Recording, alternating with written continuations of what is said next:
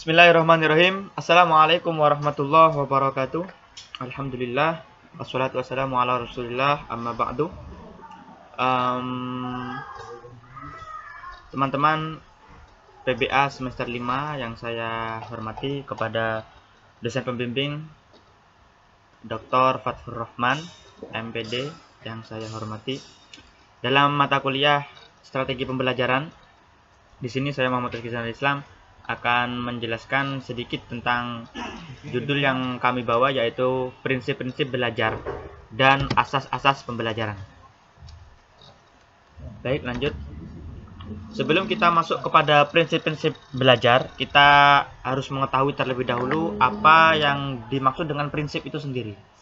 Jadi, dalam Wikipedia, prinsip adalah suatu pernyataan mendasar atau kebenaran umum maupun individual yang dijadikan oleh seseorang atau kelompok sebagai sebuah pedoman untuk berpikir atau bertindak.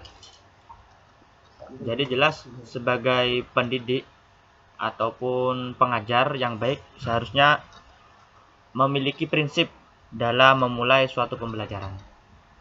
Dan di sini prinsip-prinsip belajar yang relatif berlaku secara umum berkaitan dengan perhatian dan motivasi. Selanjutnya akan ada di sana tentang keaktifan, keterlibatan langsung atau berpengalaman, pengulangan, tantangan, balikan dan penguatan, serta perbedaan individual. Setiap guru atau tenaga pendidik harus mengetahui prinsip-prinsip belajar sebelum nantinya langsung memasuki kelas dalam pembelajaran. Langsung slide pertama tentang perhatian dan motivasi. Perhatian sendiri itu dibutuhkan untuk seluruh peserta didik, karena tanpa perhatian tentunya seorang guru tidak akan menjiwai terhadap jiwa pendidik. Jadi perhatian terhadap pelajaran akan timbul pada siswa apabila bahan pelajaran itu dirasakan sebagai sesuatu yang dibutuhkan, diperlukan untuk belajar lebih lanjut, atau diperlakukan dalam kehidupan sehari-hari. Akan membangkitkan motivasi untuk mempelajarinya. Sehingga akan timbul nanti dalam perhatian yang besar, yaitu sebuah motivasi. Motivasi erat kaitannya dengan minat. Siswa yang memiliki minat terhadap sesuatu bidang studi tertentu cenderung tertarik perhatiannya, dan dengan demikian timbul motivasinya untuk mempelajari bidang studi tersebut. Motivasi juga dipengaruhi oleh nilai-nilai yang dianggap penting dalam kehidupan. Nilai-nilai tersebut mengubah tingkah laku dan motivasinya. Seyogyanya bagi seorang pendidik untuk memberikan perhatian lebih serta motivasi sebelum memasuki sebuah pelajaran, sehingga peserta didik mengetahui apa nilai-nilai yang terkandung dalam pembelajaran tersebut. Sehingga tanpa adanya motivasi, tentu seorang siswa akan mengalami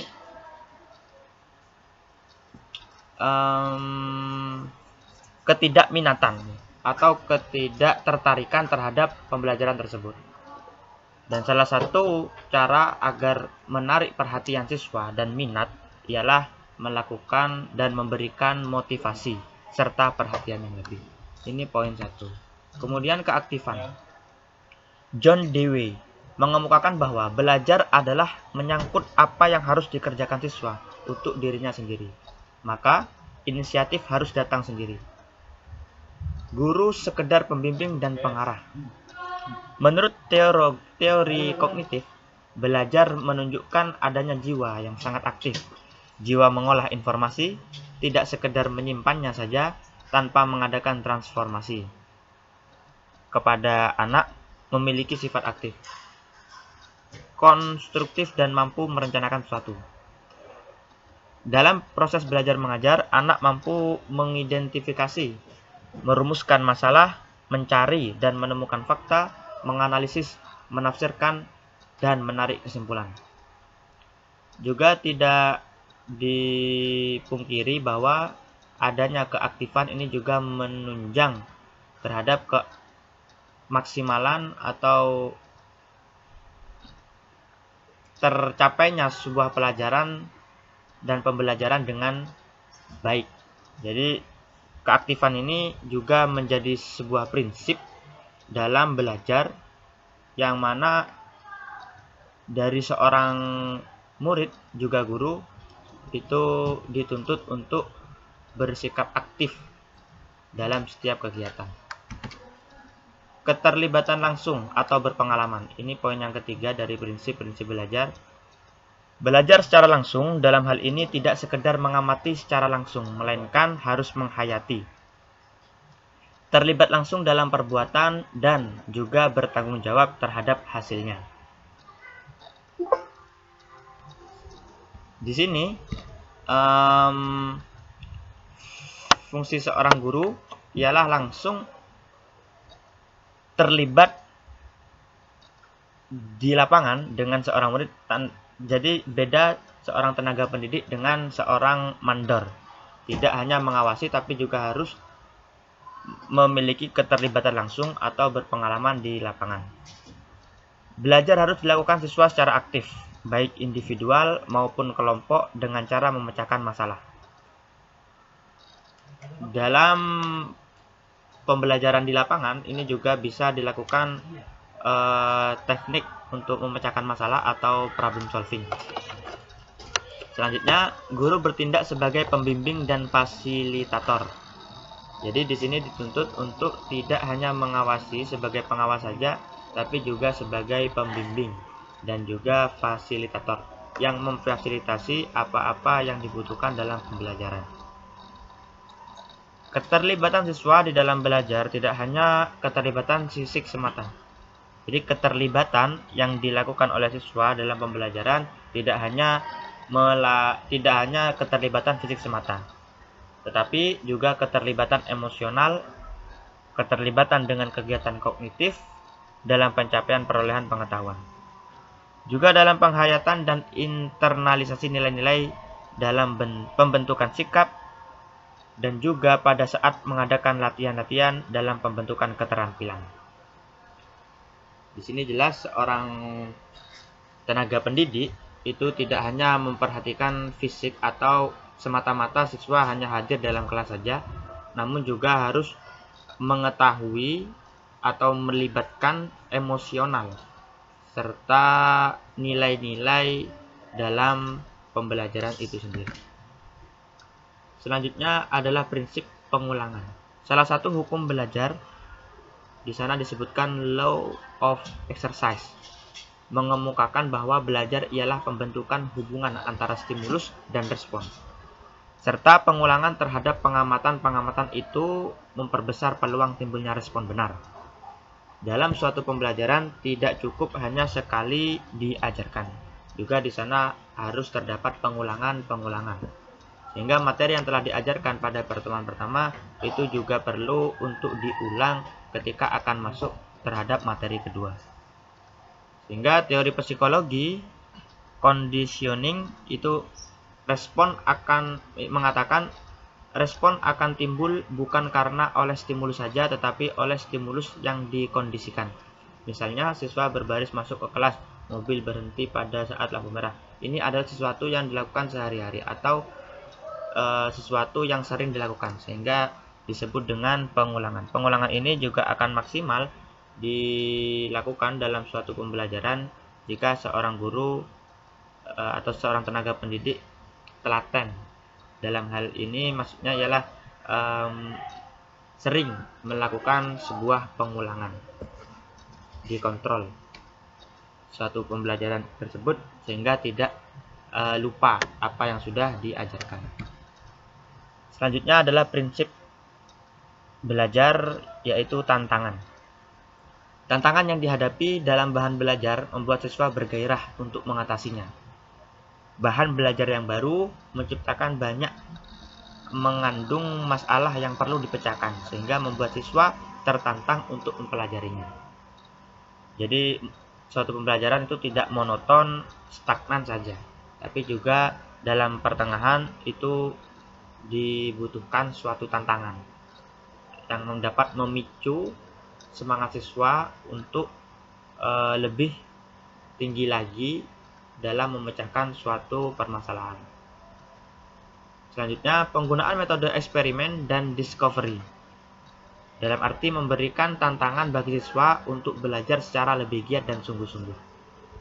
Jelas ketika tidak ada suatu tantangan ataupun ujian dalam suatu pembelajaran, maka siswa cenderung untuk biasa-biasa saja. Jadi tidak meningkatkan gairah atau semangat belajarnya sehingga lebih sungguh-sungguh. Juga penguatan positif maupun negatif akan menantang siswa dan menimbulkan motif untuk memperoleh ganjaran atau terhindar dari hukum yang tidak menyenangkan. Jadi sebuah tantangan itu biasanya dilakukan oleh seorang tenaga pendidik, semisal untuk menguji materi yang sudah dilakukan selama 3 bulan ataupun 1 semester, sana terdapat tantangan, atau bisa kita bahasakan ujian. Jadi diadakan ujian sehingga nanti yang mendapatkan nilai tertinggi akan mendapatkan reward ataupun nilai yang tinggi, dan juga bagi siswa yang tidak mengerjakan akan mendapatkan hukuman atau sesuatu yang tidak diinginkan oleh siswa, seperti yang tidak menyenangkan, dihukum untuk meresum atau menulis rangkuman pembelajaran bagi siswa yang tidak lulus di sebuah tantangan. Balikan dan penguatan. Lanjut, prinsip belajar yang berkaitan dengan balikan dan penguatan ditekankan oleh teori belajar operant conditioning dari B.F. Skinner. Kalau pada teori conditioning yang diberi kondisi adalah stimulusnya, maka pada operant conditioning yang diperkuat adalah responnya. Kunci dari teori belajar ini adalah law of effect-nya Thorndike. Siswa belajar sungguh-sungguh dan mendapatkan nilai yang baik dalam ulangan. Nilai yang baik itu mendorong anak untuk belajar lebih giat lagi. Nilai yang baik dapat merupakan operant conditioning atau penguatan positif. Sebaliknya, anak yang mendapat nilai yang jelek pada waktu ulangan akan merasa takut dan tidak naik kelas. Hal ini juga bisa mendorong anak untuk belajar lebih giat. Disebut juga penguatan negatif atau escape conditioning. Sajian berupa tanya jawab, diskusi, eksperimen, metode penemuan, dan sebagainya merupakan cara belajar mengajar yang memungkinkan terjadinya balikan dan penguatan. Jadi pentingnya prinsip balikan dalam suatu pembelajaran ialah agar suatu pembelajaran itu tidak monoton dari satu arah saja ataupun dari guru, tapi juga membutuhkan balikan atau respon dari peserta didik itu sendiri. Bisa saja disajikan sebuah tanya jawab atau dibuat diskusi, melakukan eksperimen, dan lain sebagainya. Perbedaan individu. Siswa merupakan individual yang unik, artinya tidak ada dua orang siswa yang sama persis. Tiap siswa memiliki perbedaan satu dengan yang lainnya. Ini juga harus disadari bahwasanya prinsip dalam belajar itu ada perbedaan individu. Jadi setiap siswa atau setiap murid itu pasti memiliki kriteria ataupun sifat-sifat yang berbeda-beda, dan tidak ada dua siswa yang memiliki sifat yang sama persis dalam menangkap sebuah pelajaran. Jadi perbedaan belajar ini berpengaruh pada cara dan hasil belajar siswa, sehingga sistem pendidikan klasikal yang dilakukan di sekolah kurang memperhatikan masalah perbedaan individual. Umumnya pelaksanaan pembelajaran di kelas dengan melihat siswa sebagai individu dengan kesamaan rata-rata, kebiasaan yang kurang lebih sama, demikian pula dengan pengetahuannya. Jadi jika memungkinkan, seorang guru itu juga harus membedakan dalam satu kelas itu siswa yang dengan rata-rata A, dengan rata-rata sangat mampu untuk menerima pelajaran dengan cepat, juga mungkin dengan rata-rata B untuk yang sedang, dan dengan tara C untuk siswa yang kurang ataupun telat dalam menerima informasi. Jadi dengan mengetahui perbedaan kemampuan individu siswa, maka ini akan mempermudah sebuah pembelajaran. Selanjutnya adalah asas pembelajaran. Pembelajaran sendiri itu memiliki 5 prinsip dasar dalam pemenuhan hak anak, antara lain 1. Non-diskriminasi, 2. Kepentingan terbaik bagi anak, the best interest of the child, yang ketiga hak untuk hidup dan berkembang, right to live, continuity of life and to develop, yang keempat hak atas perlindungan, right to protection, dan yang terakhir yang kelima adalah penghargaan terhadap pendapat anak, respect for the opinions of children. Belajar bukanlah konsekuensi otomatis dari penuangan informasi ke dalam benak siswa. Belajar memerlukan keterlibatan mental dan kerja siswa sendiri. Yang biasa membuahkan hasil belajar yang langgeng hanyalah kegiatan belajar aktif. Untuk bisa mempelajari sesuatu dengan baik, kita perlu mendengar, melihat, mengajukan pertanyaan, dan membahasnya dengan orang lain. Kata kunci pembelajaran adalah bermakna 1. Real world learning, 2. Mengutamakan pengalaman nyata, 3. Berpikir tingkat tinggi, 4. Berpusat pada siswa, 5. Siswa aktif, kritis, dan kreatif, 6. Pengetahuan bermakna dalam kehidupan. Selanjutnya, dekat dengan kehidupan nyata, perubahan perilaku, siswa praktik bukan menghafal, learning bukan teaching, pendidikan bukan pengajaran, pembentukan manusia, memecahkan masalah, siswa acting, guru mengarahkan. Hasil belajar diukur dengan berbagai cara, bukan hanya dengan tes. Ini kata-kata kunci dalam pembelajaran agar sebuah pembelajaran itu lebih bermakna dan lebih menghasilkan nilai-nilai yang tidak hanya berpatokan hanya dalam menghafal sebuah teks. Pembelajaran yang memperhatikan dimensi auditori dan visual, pesan yang diberikan akan menjadi lebih kuat. Otak tidak sekedar menerima informasi, tetapi juga mengolahnya melalui membahas informasi dengan orang lain dan juga mengajukan pertanyaan tentang hal yang dibahas. Otak kita perlu mengaitkan antara apa yang diajarkan kepada kita dengan apa yang telah kita ketahui dan dengan cara kita berpikir. Proses belajar harus mengakomodasi tipe-tipe belajar siswa, auditori, visual, atau kinestetik. Resiprositas atau kebutuhan mendalam manusia untuk merespon orang lain dan untuk bekerja sama merupakan sumber motivasi yang bisa dimanfaatkan untuk menstimulasi kegiatan belajar. Aktivitas pembelajaran pada diri siswa bercirikan 1. Yang saya dengar, saya lupa. 2. Yang saya dengar dan lihat, saya sedikit ingat. 3. Yang saya dengar, lihat, dan pertanyakan atau diskusikan dengan orang lain, saya mulai pahami. 4. Yang saya dengar, lihat, bahas, dan terapkan, saya dapatkan pengetahuan dan keterampilan. Dan yang kelima, yang saya ajarkan kepada orang lain adalah saya kuasai. John Locke, proses belajar akan meningkatkan jika siswa diminta untuk melakukan hal-hal sebagai berikut. 1. Mengemukakan kembali informasi dengan kata-katanya sendiri. 2. Memberikan contoh.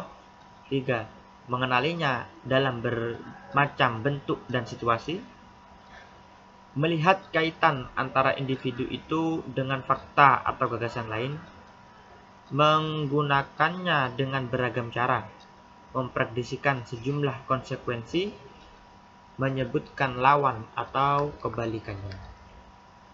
Jadi ini adalah proses belajar yang perlu dicatat sehingga dapat meningkatkan semangat belajar siswa dan juga dapat meningkatkan daya ingat terhadap suatu pembelajaran itu sendiri.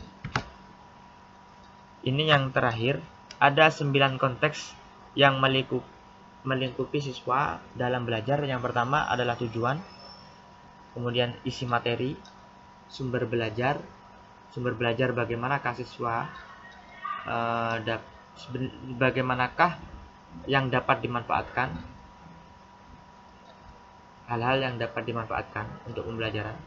Kemudian yang keempat adalah target siswa, siapa yang akan belajar.